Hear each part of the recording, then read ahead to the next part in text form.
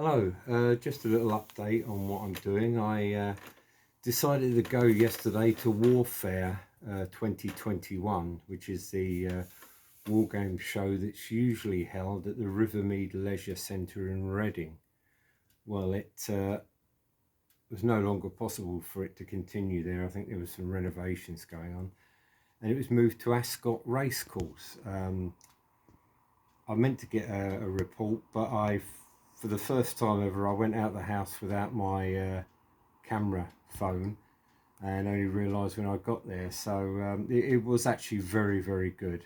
Not only the location, some of you may have seen Ascot. It's a very modern grandstand. It looks like a P&O Cunard passenger liner in the middle of town. It's a huge edifice with lots of windows, and anyway, the first floor, or the ground floor rather, was some games and traders, and then the second floor there was bring and buy, and the fourth floor I think there was even more games. It was a very, very, very big show. It was about twice as big as the show they usually hold at Reading. Met some interesting people there. Very, very enjoyable show, good atmosphere. Food was good. £8 to get in, free parking. Very enjoyable. I've got a few things at the show. Firstly, a MDF Tudor house, allegedly Drake's house, but I thought that would go nice with my Kets Rebellion figures from 15, I think it's 1549? Anyway, shows you how much I study. It was £10, and I thought it was worth a go. Renaissance Warfare, quite a nice book, detailing battles, going from Flodden in 1513 up to Newburn Ford in 1640. Some of you may know Bob Carruthers, but it is actually it's a Victorian title by a gentleman called James Grant. Pick that up. I then got one of the Osprey Combat Series, British Infantryman versus Mardis Warrior. It's one of the latest titles out. I have several of them already. War of 1812, American British Red Coat and American Blue Coat, and also the War of Independence title. Also got a Zulu War title, but it's got a lot of the pictures that we're familiar with of Gordon and British troops at the time, but I thought that wasn't a bad little title to pick up. Bought some bases, always useful, and just to finish off my Elizabethan range of, or Tudor range of Kets Rebellion, I went to stand Tiger Miniatures and picked up these figures. A drummer. It's actually a command set of 5, and I'm going to paint these and hopefully forward them to the gentleman who would like to put them on his advertising. Command figure there, and they're really quite nice figures. Yeah, there's nothing bad I can say about them really. They're in good shape, and got some mounted figures as well, which again, they're very much fit in for the Kets Rebellion of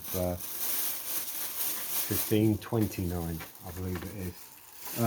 What I got through the post was something I've been waiting for some time. I don't really paint plastic figures anymore, but I look out for odd sets, and this is committed to plastic, apparently the earliest figures historically. I believe the title was previously held by the Sumerians, but about 3000 BC. But this is Neanderthal versus Denisovan versus Homo sapiens. So three of our very earliest ancestors, and the figures are, when painted, thus. So as I say, I more collect those and will actually paint them. One last thing I'd like to show you is when I was in Scotland at the Toy Museum, I purchased what was called British Battle sets, 12 sets to collect. Paint your soldiers, and also with a painting instruction and authentic battle layout inside. Well, these are actually turn out to be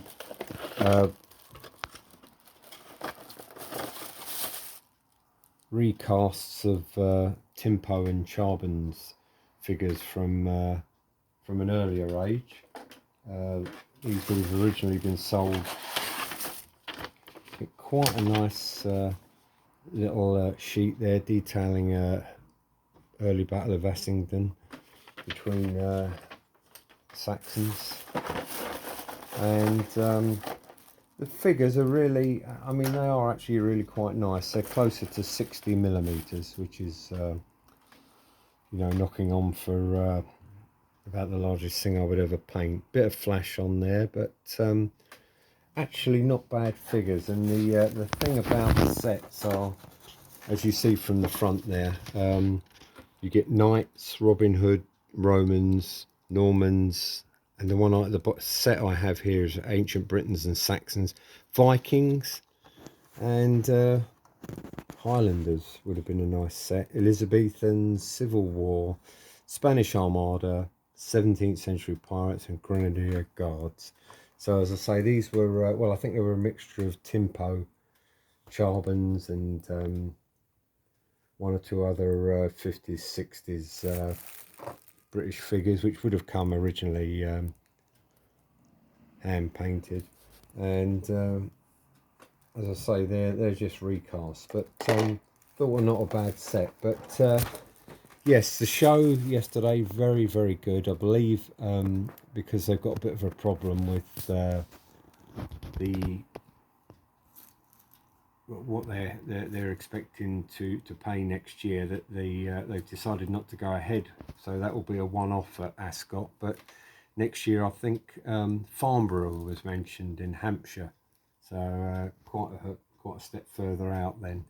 But quite the best show I've been to for some time, and some very interesting people there. And yeah, I was very glad to have gone, and very sad to have forgotten my camera. But just here, lastly, I will show you my Kets Rebellion figures, which are still requiring work on the bases. I finished a cannon, and I've got a number of flags which I purchased yesterday to go on them.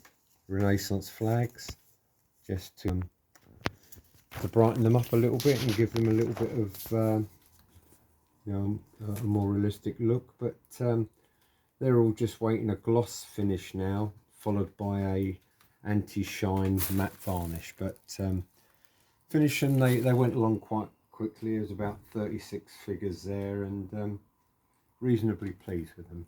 But I'll update again, and hope you're all doing well. Thank you.